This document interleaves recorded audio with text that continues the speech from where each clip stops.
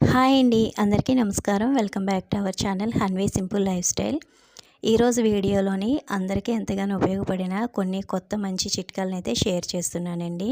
Video ఎక్కడ skip చేయకుండా చూడండి. అలాగే మీకు ఏ టిప్ నచ్చిందో తప్పకుండా కామెంట్ చేయండి. ఫస్ట్ టిప్ అయితే చూద్దాము. మనం ఆమ్లెట్ వేసుకోవడానికి ప్యాన్ అనేది సపరేట్గా పెట్టుకుంటూ ఉంటాం కదండి. అది యూస్ చేసిన తర్వాత మనం లిక్విడ్తో ఎంత కడిగినా సరే ఆ స్మెల్ అనేది పోదండి.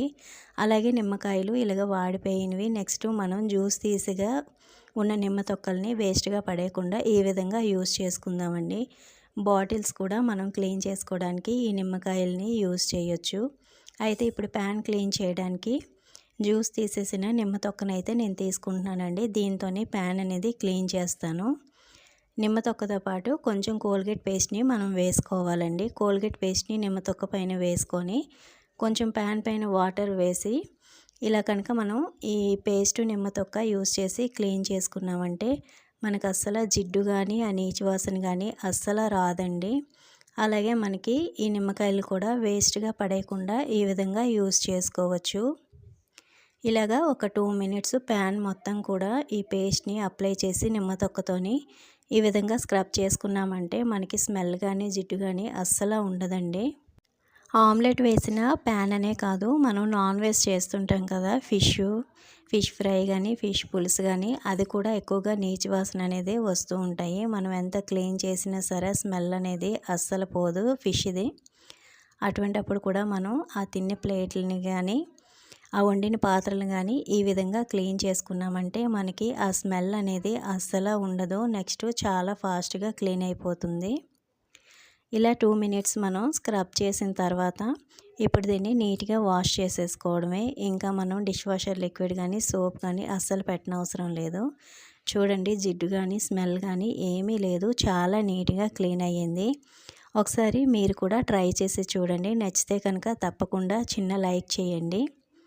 నెక్స్ట్ టిప్ అండి, ఇలాగా టమాటాలు మనం తెచ్చి పెట్టుకుంటుంటాం కదా, అవి ఒక్కొక్కసారి పాడైపోతూ ఉంటాయి. అలా పాడవకుండా మనం స్టోర్ చేసుకోవాలంటే మనం కుకింగ్ ఆయిల్ని ఈ విధంగా టమాటాల పైన అప్లై చేసుకోవాలి. ఇలా అప్లై చేసుకొని మనం కనుక స్టోర్ చేసుకుంటే టమాటాలు అనేవి కుళ్ళిపోకుండా పాడవకుండా ఉంటాయి.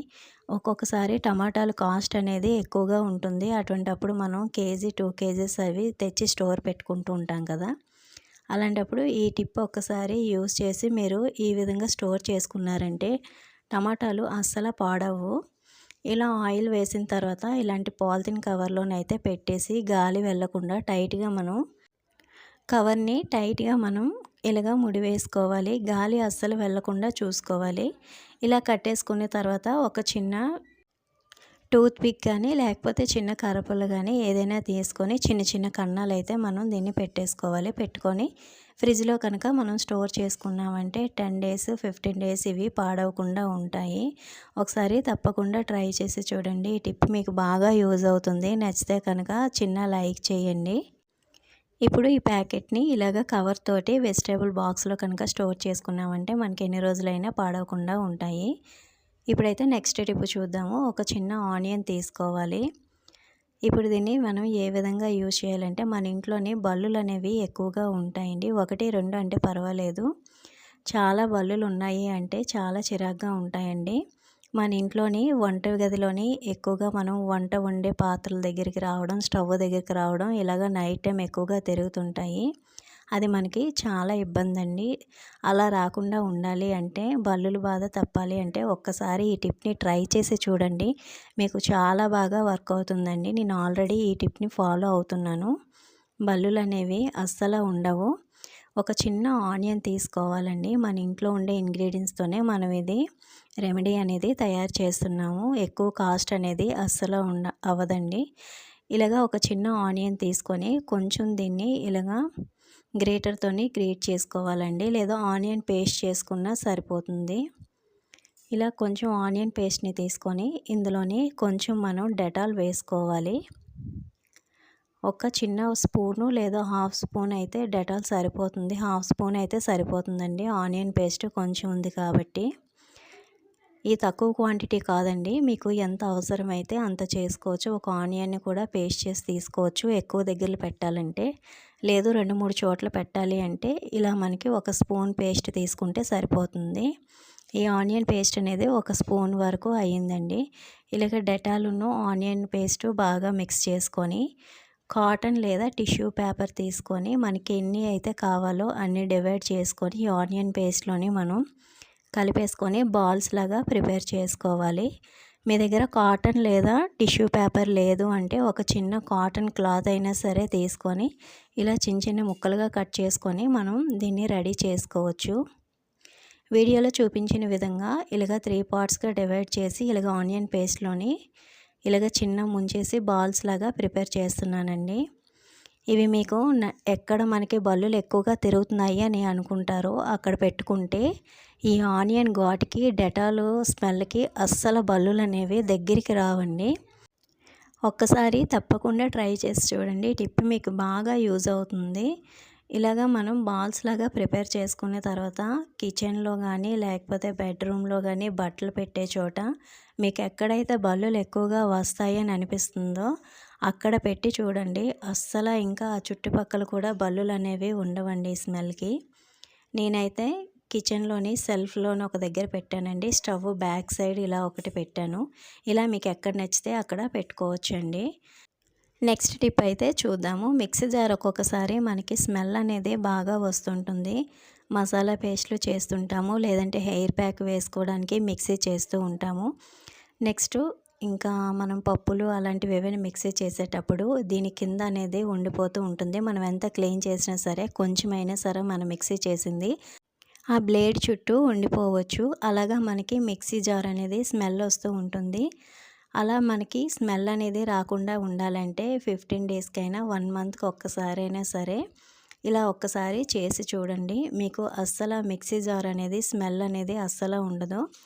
ఒక బంగాళదుంపను తీసుకోవాలి. హాఫ్ ముక్క అయితే సరిపోతుంది. ఇలా హాఫ్ ముక్క తీసుకొని దీన్ని చిన్న చిన్న ముక్కలుగా మనం కట్ చేసుకోవాలి. పీల్ తీయాల్సిన అవసరం లేదండి. ఇలాగే కట్ చేసేసుకోవాలి. ఇలా చిన్న చిన్న ముక్కలుగా కట్ చేసుకున్న దాన్ని మిక్సీ జార్లో వేసుకోవాలి. అలాగే చిన్న రిక్వెస్ట్ అండి, ఇంతవరకు ఎవరైనా మన ఛానల్ని సబ్స్క్రైబ్ చేసుకోకపోతే సబ్స్క్రైబ్ చేసుకోండి. అలాగే మన ఛానల్లోకి వెళ్ళి చూడండి. మీకు ఎంతగానో ఉపయోగపడిన చాలా చిట్కాలు ఉన్నాయండి. నచ్చితే కనుక తప్పకుండా లైక్ చేయండి. ఇప్పుడైతే మిక్సీ జార్లోకి వేసుకొని ఇందులోని ఇంకొక ఇంగ్రీడియంట్ వేసుకోవాలి. కొంచెం కోల్గేట్ పేస్ట్ని అయితే యాడ్ చేయాలండి. కోల్గేట్ పేస్ట్ మనకి జిడ్డు అనేది పోతుంది. నెక్స్ట్ స్మెల్ రాకుండా కూడా ఉంటుందండి. బంగాళదుంప కూడాను స్మెల్ అనేది బ్యాడ్ స్మెల్ ఏమీ లేకుండా మనకి బాగా యూజ్ అవుతుంది. ఇలా పేస్ట్ వేసిన తర్వాత కొంచెం వాటర్ వేసుకోవాలి. వాటర్ వేసుకొని మనమైతే దీన్ని మెత్తగా పేస్ట్ లాగా మిక్సీ పట్టుకోవాలండి. ఎక్కువ వాటర్ అయితే వేయొద్దండి. 2-3 స్పూన్స్ వరకు వేసుకుంటే సరిపోతుంది. ఇలా మెత్తగా మనం దీన్ని పేస్ట్ లాగా చేసుకోవాలి. ఈ పేస్ట్ అనేది వేస్ట్గా పడేయాల్సిన అవసరం లేదండి. ఈ మెత్తగా మనం పేస్ట్ చేసుకున్న దాన్ని స్టీల్ సింక్ కనుక మీకు ఉన్నట్లయితే స్టీల్ అయినా కాదండి, గ్రానైట్ అయినా సరే, ఏ సింక్ అయినా సరే ఈ పేస్ట్తో కనుక క్లీన్ చేసామంటే మనకి జిడ్డు మురికి అనేది ఏమీ ఉండదండి. ఇలాగా మల్టీపర్పస్లోని మనకి ఈ పేస్ట్ అనేది బాగా యూజ్ అవుతుంది. చూడండి, నేనైతే దీన్ని క్లీన్ చేసిన తర్వాత మీకు చూపిస్తున్నాను. మిక్సీ జార్ అనేది చాలా షైనింగ్గా క్లీన్గా అయిపోయిందండి. ఈ బ్లేడ్ కూడా చాలా స్మూత్గా మనకి తిరుగుతుంది. ఒకసారి తప్పకుండా ట్రై చేసి చూడండి. మీకు ఈ టిప్ అనేది చాలా బాగా యూజ్ అవుతుందండి. నచ్చితే కనుక చిన్న లైక్ చేసి సబ్స్క్రైబ్ చేసుకోండి. థ్యాంక్ యూ ఫర్ వాచింగ్ అండి.